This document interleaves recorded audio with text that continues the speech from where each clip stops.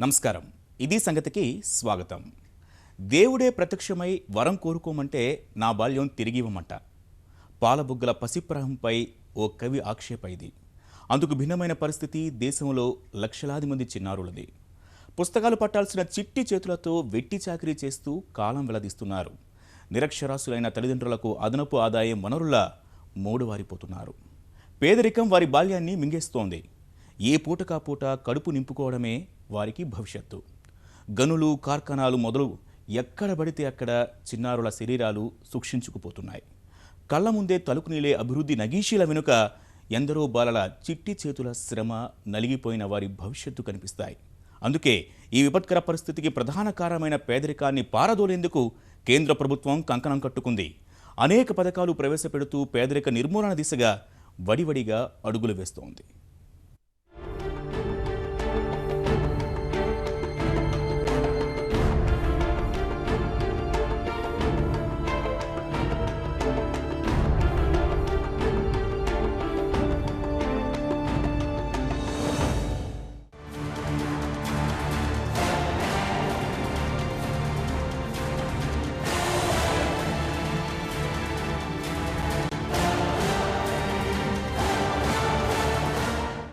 బాలకార్మిక వ్యవస్థ నేటికి దేశాన్ని పట్టిపీడుస్తున్న తీవ్రమైన మానవ హక్కుల సమస్య.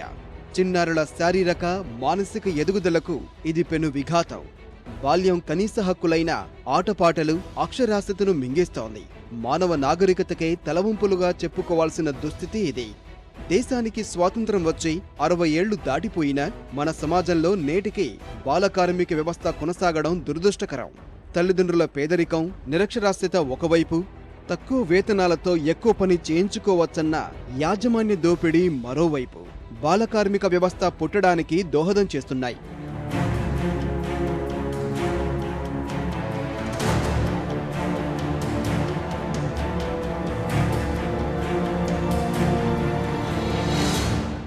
సూరత్ వజ్రాలు, శివకాశి మందుగుండు, ఫిరోజాబాద్ అద్దాలు, మురాదాబాద్ లోహ కళాఖండాలు, అలీగఢ్ తాళాలు, మిర్జాపూర్ తివాచీలు, మార్కాపూర్ రాతి పలకలు, చార్మినార్ చుడీ బజార్ మెరుపుల వెనక ఇవే కన్నీటి చారికలు.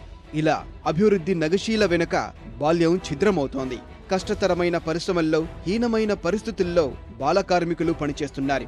అవన్నీ ప్రమాదభరితమైన పనులకు సంబంధించినవే. వీరితో పాటు ఎంతో మంది చిన్నారులు హోటళ్లు, దుకాణాలు, ఇళ్లల్లోనూ సేవకులుగా పనిచేస్తున్నారు. శక్తికి మించి అధిక గంటలు పనిచేస్తూ జీవితం గురించి అర్థమయ్యే లోపే నిస్సారంగా మిగిలిపోతున్నారు.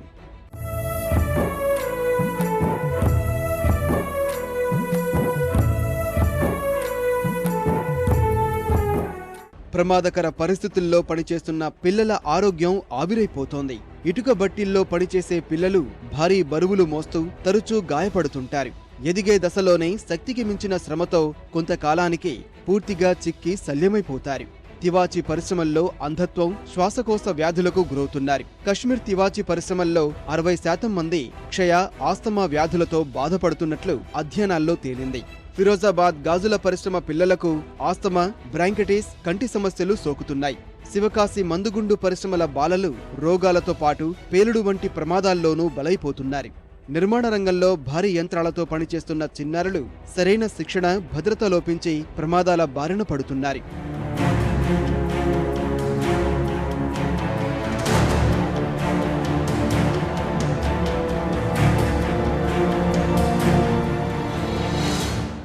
అసంఘటిత కార్మిక రంగంలో సమిధలుగా మారే బాల కార్మికులకు ఎలాంటి హక్కులు, కనీస వసతులు లేవు. వారిని మోసం చేయడం చాలా తేలిక. కష్టానికి తగిన వేతనం లభించదు. శ్రమ దోపిడీకి గురవుతారు. నిర్దిష్ట పని గంటలు లాంటి నిబంధనలతో పని లేకుండా వారితో చాకరీ చేయిస్తారు. సెలవులు, బోనస్, పింఛన్, ఉదార భృతి, భవిష్య నిధి లాంటి సామాజిక భద్రతా చర్యలు వర్తించవు. అయినా వారి రెక్కల కష్టం, పోరాటం మాత్రం ఆగదు. భయంకరమైన పరిస్థితుల మధ్య పనిచేస్తూ నలిగిపోతారు.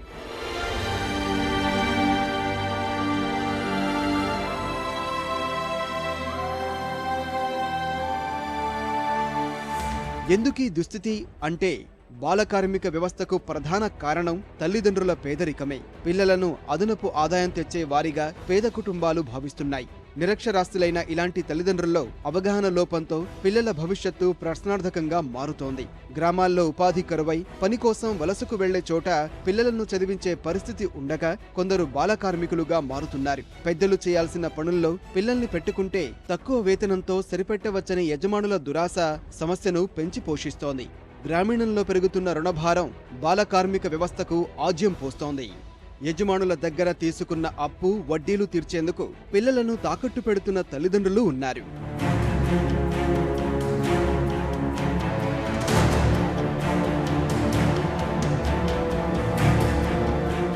ఇలా ఈ వ్యవస్థ ఒక చక్రంలా తయారైంది. వాస్తవానికి ఏ రకంగా చూసినా పిల్లలు పనిచేయడం అన్నది మనం నైతికంగా సమ్మతించలేని విషయం. వారు విద్య నేర్చుకోవాలి, ఆటలు ఆడుకోవాలి, సృజనాత్మకమైన మరుపురాని బాల్యం గడపాలి.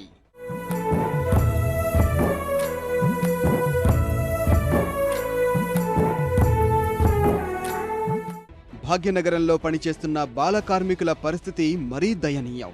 ఇక్కడి బాల కార్మికుల్లో ఎక్కువ మంది బీహార్ పిల్లలే. వీరంతా ఉదయం 7 గంటలకు పనిలోకి వెళితే రాత్రి 9 వరకు పనిచేస్తూ ఉండాల్సిందే. మధ్యాహ్నం 1 గంట మాత్రం ఖాళీ ఉంటుంది.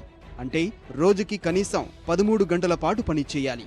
ఈ పరిస్థితుల్లో వందలాది మంది పిల్లలు నగరంలో గుట్టుగా బాల కార్మికులుగా బతికిడుస్తున్నారు. పడరాని కష్టాలు పడుతున్నారు. చిన్న గదిలో 10 మంది వరకు తలదాచుకొని బతుకుతున్నారు.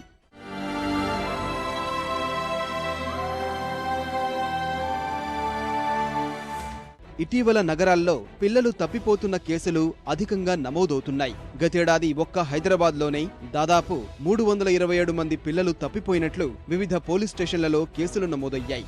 ఇతర నగరాల్లోనూ ఇంతే. వీరిని గుర్తించేందుకు కేంద్రం ఆపరేషన్ ముస్కాన్, స్మైల్ వంటి కార్యక్రమాలు ప్రారంభించింది. తప్పిపోతున్న పిల్లల అన్వేషణ కోసం ప్రారంభించిన ఈ కార్యక్రమంలో వందలాది మంది బాల కార్మికుల ఆచూకీ లభిస్తోంది. ఇందులో కొందరు ఇళ్ల నుంచి పారిపోయి వస్తుంటే మరికొందరు కుటుంబ ఆర్థిక పరిస్థితులతో వెట్టి చాకిరీకి సిద్ధమవుతున్నారు. హైదరాబాద్లో గతేడాది ఆరంభంలో నిర్వహించిన ఆపరేషన్ స్మైల్లో 408 మంది బాల కార్మికులను గుర్తించారు. వీరంతా వివిధ రాష్ట్రాల నుంచి వచ్చిన వారే. వీరందరి చిరునామాలు సేకరించి సొంత ఇళ్లకు పంపించారు. తర్వాత 6 నెలలకు మళ్లీ ఆపరేషన్ ముస్కాన్ పేరుతో బాల కార్మికులను గుర్తించేందుకు కార్యక్రమం చేపడితే అప్పుడు కూడా 531 మంది పిల్లలు దొరికారు. గత నెలలో నిర్వహించిన స్మైల్ 2లోనూ 326 మంది బాల కార్మికులు దొరికారు. అధికారులు ఎంత కట్టడి చేస్తామని చెబుతున్నా వెతికినప్పుడల్లా నగరంలో బాల కార్మికులు దొరుకుతూనే ఉన్నారు. ఇంకా నగరంలో కనీసం 2-3 వేల మంది బాల కార్మికులు ఉంటారని అంచనా. తల్లి గర్భాన మురిసిరి, చిత్త ముంగిట విరిసిరి, పురిటి గడ్డకు కష్టమా, ఆకలి పుట్టిన శాపమా. ఇలా బాల కార్మికులుగా దొరుకుతున్న వారిలో ఎక్కువ మంది వెట్టి చాకిరీ కోసం రాష్ట్రాల సరిహద్దులు దాటి వస్తున్న వారి పిల్లలే. 2014 ప్రపంచ బానిసత్వ సూచి ప్రకారం భారత్లో అత్యధికంగా 1,40,00,000 మంది వెట్టి శ్రామికులు ఉన్నారు. ఒడిశా, ఛత్తీస్గఢ్ల నుంచి తెలుగు రాష్ట్రాలకు నిత్యం 5,000 మంది దాకా అభాగ్యుల్ని తరలిస్తున్నారని అంచనా. అరకొర వేతనాలు ఇచ్చి వారితో వెట్టి చాకిరీ చేయిస్తున్నారని అనేక కథనాలు ఎలుగెత్తి చాటాయి. బాల కార్మిక చట్టాలకు తిలోదకాలిచ్చి పిల్లల్ని పెద్ద ఎత్తున ఇతర రాష్ట్రాలు, దేశాలకు తరలిస్తున్న ముఠాలు అనేకం తయారయ్యాయి. చీకట్లో వీరు మినుగురులు కారు, మెరుపల్లె మెరిసి మాయమైపోరు. వెట్టి చాకిరి నుంచి విముక్తి కల్పిస్తున్న కార్మికులకు సర్కారు పరంగా ప్రస్తుతం అందిస్తున్న 20,000 రూపాయల సాయం ఎందుకు కొరగాని పరిస్థితి. ఈ నేపథ్యంలో మోదీ ప్రభుత్వం సరికొత్త పునరావాస విధానం ప్రతిపాదించింది. వెట్టి బాధితుల్ని 3 రకాలుగా వర్గీకరించి అందుకు తగ్గట్లే పునరావాస ప్యాకేజీని 1,00,000 నుంచి 3 లక్షల రూపాయలకు పెంచిన కేంద్ర ప్రభుత్వం అందులో కొంత మొత్తాన్ని నేరుగా, మిగిలిన దాన్ని ఫిక్స్డ్ డిపాజిట్గా వేసి నెలవారీ వడ్డీ రూపేణా చెల్లించాలని నిర్ణయించింది. అదే సమయంలో పునరావాసంలో భాగంగా వారిలో నైపుణ్యాభివృద్ధి కోసం సరైన కార్యక్రమాల్ని చేపట్టడం ఇక మీదట రాష్ట్ర ప్రభుత్వాల బాధ్యత కానుంది. శ్రమశక్తికి నైపుణ్యాల సానపెట్టి పేదరికాన్ని పటాపంచలు చెయ్యాలన్నదే తాజా విధానం ప్రధాన లక్ష్యం.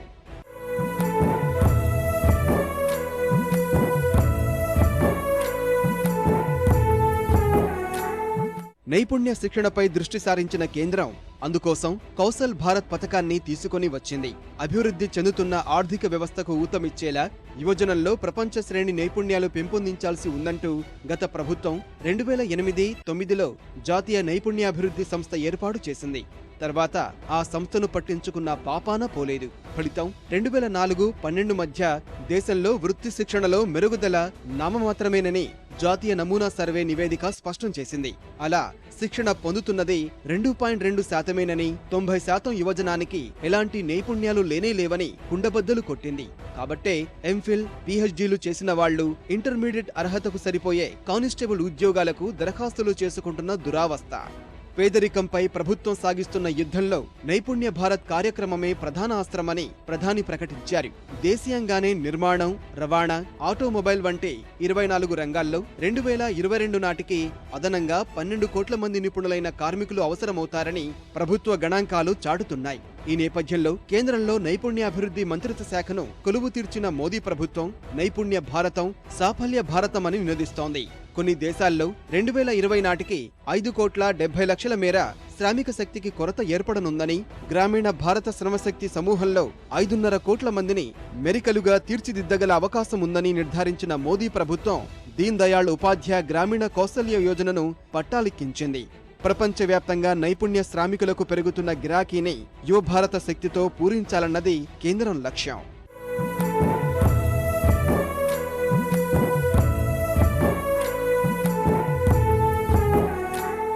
దేశంలో పేదరికాన్ని రూపుమాపేందుకు, తద్వారా వెట్టి చాకిరీ, బాల కార్మిక వ్యవస్థను సమూలంగా నిర్మూలించేందుకు కావాల్సిన శిక్షణ కార్యక్రమాలు సహా మంచి భవిష్యత్తు చూపించేందుకు కేంద్రం చేపట్టిన ఈ పథకాల్ని అందరూ అందిపుచ్చుకోవాలి. అప్పుడు మాత్రమే దేశం అభివృద్ధి పదంలో దూసుకుపోగలుగుతోంది. పథకాల పేర్లు మారిపోతున్నాయి, కోట్లలో నిధులు ఖర్చవుతున్నాయి, గమ్యం మాత్రం సుదూరంగా ఉండిపోతోంది. ఇంటింటికి మరుగుదొడ్ల రహిత పల్లెల కోసం ప్రభుత్వాలు వేల కోట్లు వెచ్చిస్తున్నా లక్ష్యం మాత్రం నెరవేరడం లేదు. ఏకంగా యువతి ఆత్మహత్య చేసుకునే పరిస్థితి వచ్చింది. ఇప్పటికీ ఎందుకు ఈ దుస్థితి? చెప్పుకోవడానికి, చర్చించుకోవడానికి కాస్త చిన్నతనంగా అనిపించిన మహిళల ఆత్మగౌరవంతో ముడిపడి ఉన్న ఈ అంశం నేటి సమాజపు దైన్యానికి ఓ ప్రతీక. క్షేత్రస్థాయిలో వాస్తవాలకు సంబంధం లేకుండా వేల కోట్లతో రూపుదిద్దుకుంటున్న ముందుచూపు లేని ప్రణాళికలకు నిలువెత్తు నిదర్శనం. దశాబ్దాలుగా మరుగుదొడ్ల నిర్మాణం కోసం ఏటా వేల కోట్లలో ఖర్చు చేస్తున్న నిధులు ఏమవుతున్నాయి? లక్ష్యాన్ని నిర్దేశించుకుని నిధులు సమకూర్చుకుని రంగంలోకి దూకిన 100% మరుగుదొడ్ల లక్ష్యాలు ఎందుకు నెరవేరడం లేదు? పారదర్శకతకు పెద్దపీట వేస్తూ పేదల కోసం ప్రవేశపెట్టిన పథకాలు ఎందుకు సత్ఫలితాలను ఇవ్వడం లేదు?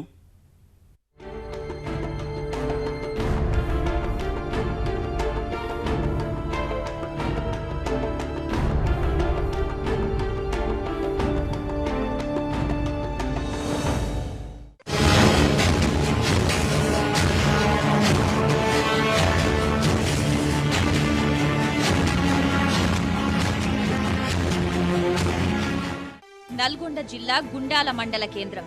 నిరుపేద కుటుంబానికి చెందిన ఇంటర్ విద్యార్థిని రేఖ ఇంట్లో మరుగుదొడ్డి నిర్మించమంటూ 6 నెలలు తల్లిదండ్రుల్ని వేడుకుంది.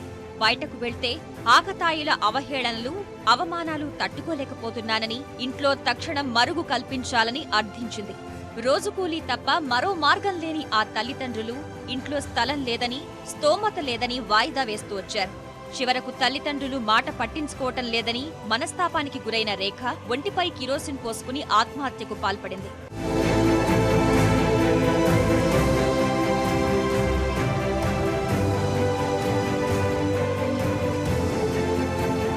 నూతనకల్ మండలంలోని ఎల్కపల్లిలో బహిర్భూమికి వెళ్లిన బత్తుల గాయత్రి అనే 9 ఏళ్ల బాలిక తీవ్రంగా గాయపడింది. శునకం దాడిలో మరణం అంచులకు చేరి సూర్యాపేట ప్రాంతీయ ఆసుపత్రిలో చికిత్స పొందుతోంది.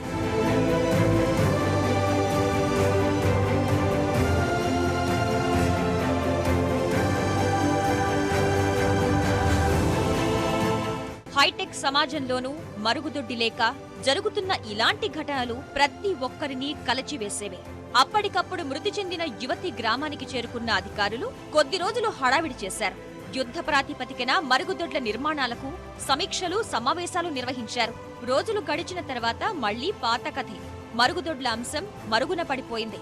గ్రామాల్లో బహిరంగ మల విసర్జన నివారణకు, ఇంటింటికి మరుగుదొడ్డి నిర్మాణం కోసం కేంద్ర రాష్ట్ర ప్రభుత్వాలు వివిధ పథకాలు అమలు చేస్తున్నాయి. గతంలో నిర్మల్ భారత్ అభియాన్ పేరిట వ్యక్తిగత మరుగుదొడ్లు నిర్మించారు. 100% లక్ష్యం చేరిన గ్రామాలకు నిర్మల్ గ్రామ పంచాయతీ పురస్కారంతో సత్కరించారు. ఎన్డీఏ సర్కారు వచ్చాక స్వచ్ఛ భారత్ ప్రారంభించింది. గ్రామీణ ఉపాధి హామీని అనుసంధానం చేసి వ్యక్తిగత మరుగుదొడ్ల నిర్మాణం చేపట్టి అర్హులైన నిరుపేదలను ఆ దిశగా ప్రోత్సహిస్తోంది. గతంలో ఇచ్చే సాయాన్ని పెంచి వ్యక్తిగత మరుగుదొడ్లు నిర్మించుకున్న వారికి 12,000 రూపాయలు చెల్లిస్తున్నారు.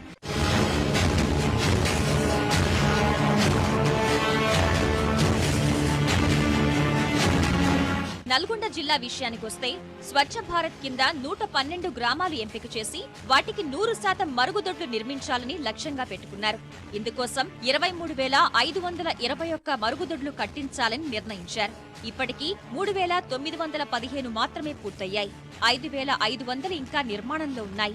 గ్రామీణ ఉపాధి హామీ పథకం కింద 82,000 మరుగుదొడ్ల నిర్మాణం చేపట్టగా సుమారు 60,000 మాత్రమే పూర్తయ్యాయి. మరో 20,000 పూర్తి కావాల్సి ఉంది. పథకాలు ప్రారంభమై 2 ఏళ్లవుతున్నా నిర్మాణాలు అసంపూర్తిగానే ఉన్నాయి. ఆ పరిస్థితికి కారణాలేమిటో క్షేత్రస్థాయిలో పరిశీలిస్తే బయటపడుతున్నాయి.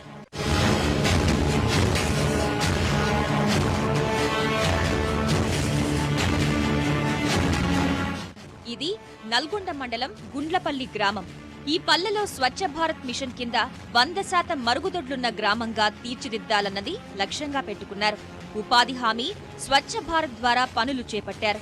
గతంలో తహసీల్దార్, ఆర్డీఓ, ప్రస్తుతం జిల్లా ఎస్పీ విక్రమ్జిత్ దుగ్గల్ ఈ గ్రామాన్ని దత్తత తీసుకుని అభివృద్ధిపై దృష్టి సారించారు. 100 మందికి పైగా మరుగుదొడ్లు లేని వాళ్లుగా గుర్తించగా 90% మరుగుదొడ్ల నిర్మాణం ఇక్కడ పూర్తయింది. ఆ తర్వాతే లబ్ధిదారుల్ని పలకరిస్తే పథకాల్లో లోపాలు, అమలుకు ఎదురవుతున్న సమస్యలు బయటపడుతున్నాయి. గ్రామంలో ఇందిరమ్మ ఇళ్లు నిర్మించుకున్న వాళ్లకు మరుగుదొడ్ల బిల్లులు రాలేదని లబ్ధిదారులు ఆరోపించారు. 2-3 ఏళ్లుగా బిల్లుల కోసం అధికారుల చుట్టూ తిరిగినా పైసా రాలేదని ఆవేదన వ్యక్తం చేస్తున్నారు. రాలేదు, ఇంకా కట్టుకొని కూడా 5-6 ఇయర్స్ ఎక్కువనే అవుతుంది. కొద్ది రోజులు ఉపాధి హామీ పథకం మీద వస్తుందని చెప్పిర్రు, కానీ అది కూడా రాలేదు. ఇక్కడ అడిగితేనేమో మళ్ళీ అక్కడి నుంచే వస్తుంది అన్నారు, అక్కడి నుంచి కూడా రాలేదు. ఇంద్రమ్మ పథకం మీద బిల్లు వచ్చిందని చెప్పారు, లెటర్ బిల్లు ఇంతవరకు రాలేదు. ఇంకా 2 ఏళ్ళు అవుతుంది రాక. మాకు బిల్లు ఇస్తారని ఆశ ఉండే, ఇంతవరకు ఇంకా ఇవ్వలేదు. మేము అప్పు తెచ్చి పెట్టుకున్నాం. లెటర్ కట్టి 4 ఏళ్ళు అవుతుంది అట్టు, ఇంతవరకు బిల్లు ఇవ్వలేదు. గుండ్లపల్లి గ్రామంలోనే ఉపాధి హామీ పథకం కింద సైతం మరుగుదొడ్ల నిర్మాణం జరిగింది. సుమారు 15 మంది వరకు ఆ పథకం కింద బిల్లులొస్తాయని మరుగుదొడ్లు కట్టుకున్నారు. కానీ సాంకేతిక కారణాలతో బిల్లులు రాలేదు. స్వచ్ఛ భారత్ మిషన్ కిందైనా వస్తాయని ఆశించారు. నిబంధనల ప్రకారం చూస్తే ఓ పథకంలో బిల్లు మంజూరైతే మరో పథకంలో అదే లబ్ధిదారునికి బిల్లు ఇచ్చేందుకు నిబంధనలు అంగీకరించావు. అంతిమంగా సర్కార్ డబ్బులిస్తుందని ఆశపడి మరుగుదొడ్లు నిర్మించుకున్న వారికి బిల్లులు రాకపోవడం వల్ల కష్టాలు తప్పటం లేదు. 2 పథకాల్లోనూ లబ్ధిదారునికి బిల్లులు సక్రమంగా రావాలంటే మరుగుదొడ్లు మొదలుపెట్టిన దగ్గర నుంచి 3 నిర్మాణ దశల్ని ఫోటోలు తీయించి అధికారులకు అప్పగించాలి. పథకాల అమలుపై సరైన అవగాహన లేకపోవడం వల్ల దరఖాస్తు చేసుకుని మరుగుదొడ్డి నిర్మించి ఆ తర్వాత బిల్లుల కోసం తిరగటం వల్ల అవి మంజూరు కావటం లేదు. మొత్తంగా చూస్తే వ్యక్తిగత మరుగుదొడ్ల పథకాల్లో లబ్ధి పొందడం ఎలాగో ప్రజలకు సరైన అవగాహన లేకపోవడం వల్లే ప్రయోజనం పొందలేకపోతున్నారని అర్థమవుతోంది. చివరికి బిల్లులు రావన్న కారణంగానే ఎంతో మంది మరుగుదొడ్ల నిర్మాణానికి ముందుకు రావటం లేదు. ఒక్క గ్రామమే కాదు, ఇతర పల్లెల్లోనూ పరిస్థితులు అలానే ఉన్నాయి. స్వచ్ఛ భారత్ కింద ఇటీవల నిర్మాణం ప్రారంభమైన మరుగుదొడ్లు పూర్తి కాలేదు. బిల్లులు సకాలంలో రాకపోవడం, ప్రభుత్వ సాయంతో పోల్చితే ఖర్చు ఎక్కువ అవడమే కారణం. స్వచ్ఛ భారత్ కింద మరుగుదొడ్ల నిర్మాణానికి కేంద్రం 9,000 ఇస్తే రాష్ట్ర ప్రభుత్వం 3,000 కలిపి 12,000 ఇచ్చినా లబ్ధిదారునికి సరిపోవటం లేదు. ఒక్కో మరుగుదొడ్డి నిర్మాణానికి కనిష్టంగా 15,000, గరిష్టంగా 18,000 వరకు ఖర్చవుతోంది. ఇదే సమయంలో మరుగుదొడ్డితో పాటే స్నానాల గది నిర్మించేందుకు లబ్ధిదారులు సన్నద్ధమవుతున్నారు. స్తోమత లేని కుటుంబాలు మరుగుదొడ్డి మంజూరైనా మరుగుదొడ్డి తిరిగి వెళ్లిపోకుండా గుంతలు తీసి మిన్నకుండిపోతున్నారు. 12,000 ఎడదాతే సార్, చాలితే 12,000 అయితే బాగానే 20-25 దాకా అవుతాయి కదా సార్. 25 దాకా అవుతాయి. మరి ఇల్లు కట్టుకోవాలన్నా కానీ జాగా అటు ఇటు కాకుండా ఉంది ఇల్లు, అది కూలిపోయే పరిస్థితుంది. జర ఇల్లు కట్టుకుంటే దాని అమ్మటి అది ఇది సరి చేసి కట్టుకుందామని చూస్తారు సార్. లెట్రిన్ స్టార్ట్ చేసినాం, లెట్రిన్ బాత్రూమ్ అది డబ్బులు లేక మధ్యలో ఆగిపోయింది. ఇప్పటి వరకు 7-8 వేలు ఖర్చు చేసినాం, పూర్తి కావాలంటే ఒక 20-25 వేల దాకా ఖర్చు వస్తున్నట్టుంది. డబ్బులు లేక మధ్యన ఆపేసినాం సార్. గవర్నమెంట్ మరి ముందుగా మాకు ఒకవేళ డబ్బు శాంక్షన్ చేస్తే అది కట్టుకోగలుగుతాం. ఇవే కాక స్థలం ఉండి పక్కా ఇళ్లు లేని వాళ్లు, ఇళ్లున్నా స్థలం లేని వాళ్లు మరుగుదొడ్ల నిర్మాణానికి నిధులు మంజూరైనా కట్టుకునేందుకు ముందుకు రావటం లేదు. నల్గొండ జిల్లా గుండాలలో ఆత్మహత్య చేసుకున్న రేఖ కుటుంబం విషయంలోనూ అదే జరిగింది. ఉన్న స్థలం పంపకాల వివాదంలో చిక్కి తండ్రి మరుగుదొడ్డి నిర్మించలేకపోయారు. ఇల్లు, స్థలం రెండూ ఉన్నా ఉపాధి కోసం తాత్కాలికంగా వలసెళ్లిన కుటుంబాలు మరుగుదొడ్ల నిర్మాణానికి ముందుకు రావటం లేదు. ముందుగా 12,000 ఖర్చు చేసే ఆర్థిక స్తోమత లేని కుటుంబాలు సైతం దూరంగా ఉండిపోతున్నాయి. లెటర్ కట్టమంటే కడతలేరు సార్. ఇప్పియమంటే అప్లికేషన్ పెట్టినా కూడా రాదు. మీది పేసి ఈడ ఉంది, ఇల్లు ఈడ ఉంది, ఇంటి దగ్గర ఉంటేనే కడతామని అంటారు. మాకు కావాలనే లేదు అసలుకి. నాకు వికలాంగుల అబ్బాయి ఉండు ఒక ఆయన, బాత్రూమ్ పోవాలంటే ఇబ్బంది అవుతుంది. బిల్లులు కట్టుకోమని చెప్తారు, కట్టినా కానీ మున్సిపాలిటీ ఆఫీస్ చుట్టూ తిప్పుకుంటారు, బిల్లులు తొందరగా వేయట్లేరు. చాలా ఇబ్బంది అవుతుంది. ఎందుకని కేవలం తెలియక బిల్లు మురుగుదొడ్లు కట్టుకుంటే గవర్నమెంట్ ప్రభుత్వం, కేంద్ర ప్రభుత్వం, రాష్ట్ర ప్రభుత్వం కలిపి ఇంత డబ్బులు ఇస్తున్నదనేసి పూర్తి అవగాహన లేక. ఇక మరుగుదొడ్ల నిర్మాణంలో లబ్ధిదారులు ఎదుర్కొంటున్న మరో సమస్య కూలీలు, నిర్మాణ సామాగ్రి. మారుమూల ప్రాంతాల్లో కూలీలు అందుబాటులో ఉన్న నిర్మాణ సామాగ్రి పట్టణాల్లోంచి తెచ్చుకోవాల్సి వస్తోంది. నిర్మాణ ఖర్చులు భారంగా మారుతున్నాయి. మరికొన్ని చోట్ల నిర్మాణ సామాగ్రి అందుబాటులో దొరికినా మేస్త్రీలు, కూలీలు దొరకటం లేదు. వీటితో పాటు ప్రభుత్వ యంత్రాంగంలో సిబ్బంది కొరత, శాఖల మధ్య సమన్వయ లోపం, పని ఒత్తిడి పెరగటం సంపూర్ణ మరుగుదొడ్లు సాధించే లక్ష్యానికి ప్రతిబంధకాలుగా నిలుస్తున్నాయి. చాలా మందికి అందరికీ లాట్రిన్ లేని వాళ్ళందరికీ ఉపాధి హామీ పథకంలో ఎస్టిమేషన్ జనరేట్ చేయడం జరిగింది. కాకపోతే ఏంటంటే చాలామంది గ్రామీణ ప్రాంతాల్లోని మహిళలు కానీ పురుషులు కానీ ఏం చేస్తారంటే వాళ్ళ సరౌండింగ్ ఏరియాలో కొన్ని చెట్ల పొదలు ఇవన్నీ ఊరికి దగ్గరగా ఉండటం వల్ల వాళ్ళు బహిర్భూమికి బయటకే పోతున్నారు. దానివల్ల దీనికి అంత ఖర్చు పెట్టడం ఎందుకులే అనేది ఒకటి వాళ్ళ దృష్టిలో ఉంది. టాయిలెట్ అనేది ఆ గ్రామంలో ఉన్నటువంటి ఆ ఇంట్లో ఉన్నటువంటి మహిళల యొక్క ఆత్మగౌరవమైనటువంటి ఒక గుర్తు, ఒక ఇండికేటర్. ఈ ఇండికేటర్ను తీసుకురావాలంటే ఖచ్చితంగా చైతన్యవంతం చేయాలి.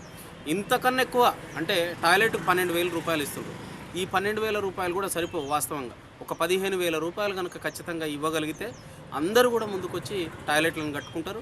దీంట్లో ఈ వ్యక్తిగత మరుగుదొడ్ల కింద 100% ఆ గ్రామంలో సక్సెస్ చేయాలంటే దీంట్లో కొన్ని అవరోధాలు వస్తూ ఉన్నాయి. మొట్టమొదటిది ఏంటంటే లబ్ధిదారులు కొంతమంది దారిద్ర్యకు దిగువ నుండి పెట్టుబడి ముందుగా పెట్టుకోలేక వాళ్ళు నిర్మాణం చేసుకోలేకపోతున్నారు. మనమే అది నిర్మాణం ఇట్లా చేసి వాళ్ళకి హ్యాండ్ ఓవర్ చేసే విధంగా 12,000 రూపాయలలో హ్యాండ్ ఓవర్ చేసే విధంగా కొంత ప్రయత్నం చేస్తే 100% సక్సెస్ కావడానికి ఒక అవకాశం ఉంది. అవరోధాలున్నాయని ప్రయాణం ఆపేస్తే గమ్యాన్ని చేరుకోలేం. ప్రత్యామ్నాయ మార్గాలు ఆలోచించాలి. కేంద్ర, రాష్ట్ర ప్రభుత్వాలు ఇంటింటికి మరుగుదొడ్లు నిర్మించిన పల్లెల్ని ఆదర్శంగా తీసుకోవాలి. మిగిలిన వాటిని ఆ దిశలో కదిలించేలా చొరవ తీసుకోవాలి. ఆ దిశగా కొన్ని ఆదర్శ నమూనాలు ఉన్నాయి. నల్గొండ జిల్లా నార్కట్పల్లి మండలం మాద ఎడవెల్లి గ్రామం కేంద్రం నుంచి నిర్మల్ గ్రామ పంచాయతీ పురస్కారం అందుకుంది. ఈ విజయం వెనుక సాయి ఓరల్ హెల్త్ ఫౌండేషన్ సహకారం ఎంతో ఉంది.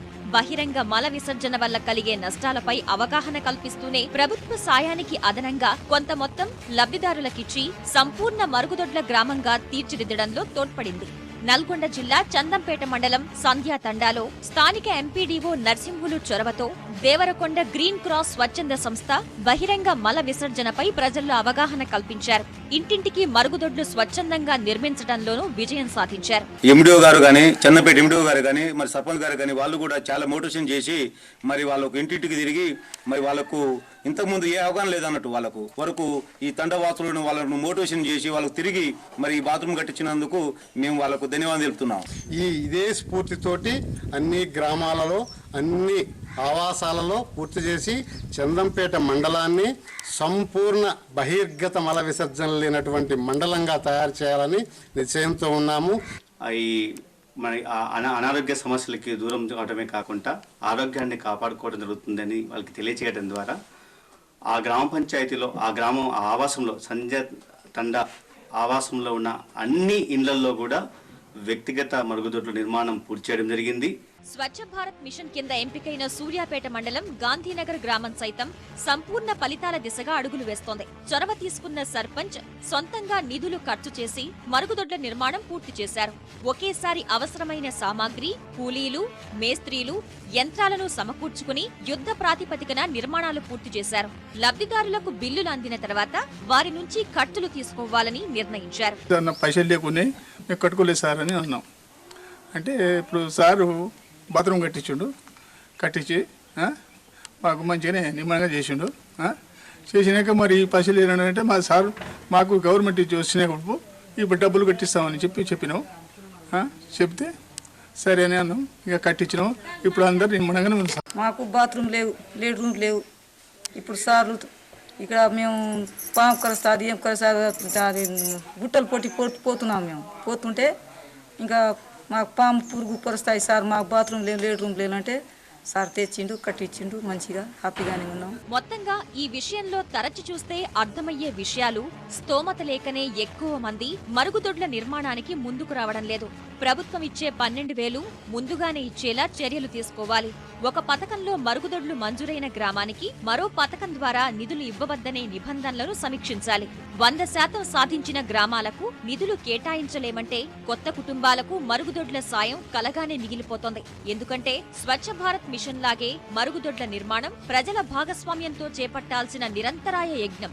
రేఖ లాంటి యువతులు ఆత్మహత్య చేసుకున్నప్పుడో, మరుగుదొడ్డి కావాలంటూ మహిళలు, కుటుంబాలు సమాజానికి ఎదురు తిరిగినప్పుడో సమీక్షలు, సమావేశాలతో చేతులు దులుపుకుంటే పూర్తయ్యే క్రతువు కాదు. మరిన్ని విభిన్న అంశాలతో మరో ఇది సంగతిలో కలుసుకుందాం. నమస్కారం.